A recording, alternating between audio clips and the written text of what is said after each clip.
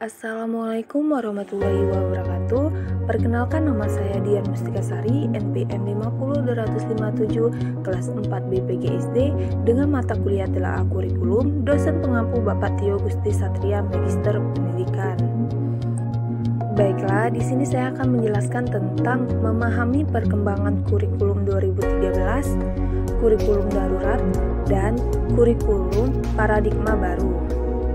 Baiklah, yang pertama saya akan menjelaskan tentang dasar pertimbangan kurikulum 2013, kurikulum darurat, dan kurikulum paradigma baru. Pertama, dasar perkembangan kurikulum 2013.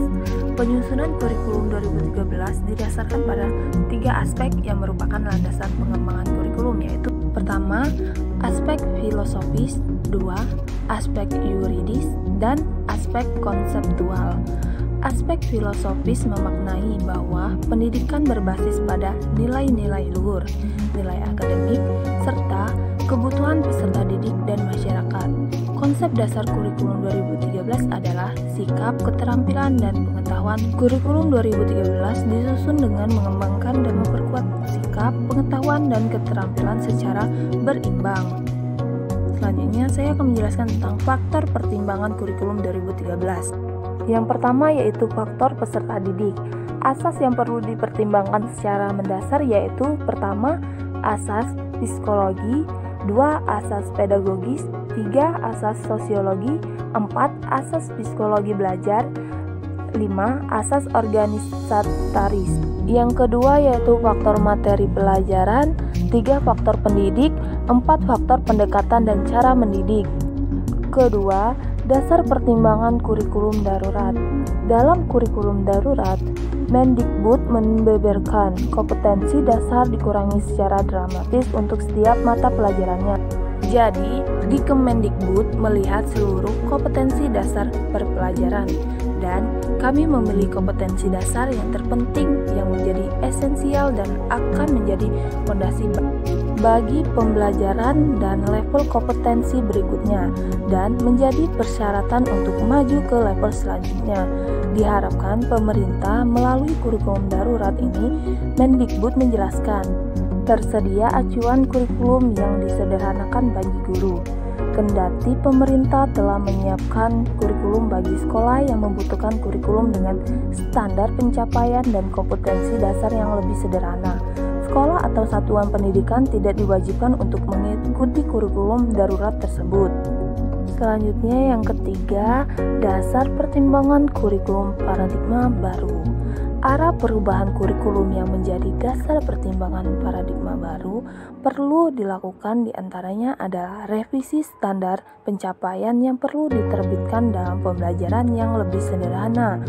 Penyederhanaan standar capaian pembelajaran ini merupakan rekomendasi dalam riset tahun 2015 berdasarkan penelitian tentang kurikulum di beberapa negara termasuk di Indonesia.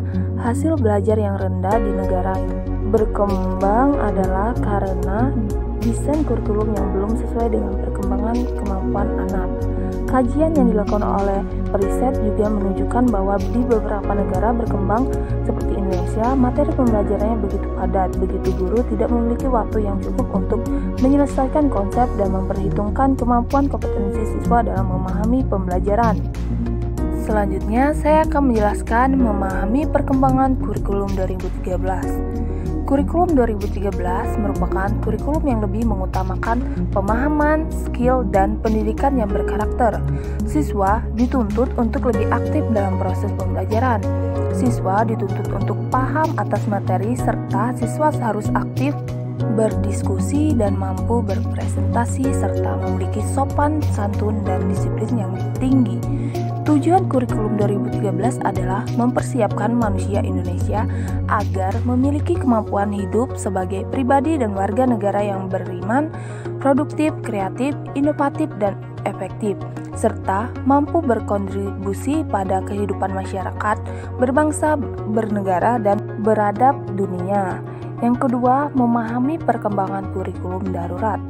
Kurikulum darurat merupakan salah satu pilihan yang dapat diambil oleh satuan pendidikan yang dilaksanakan pembelajaran jarak jauh atau PJJ untuk jenjang PAUD, SD, SMP, SMA, SMK dengan menyederhanakan kompetensi dasar.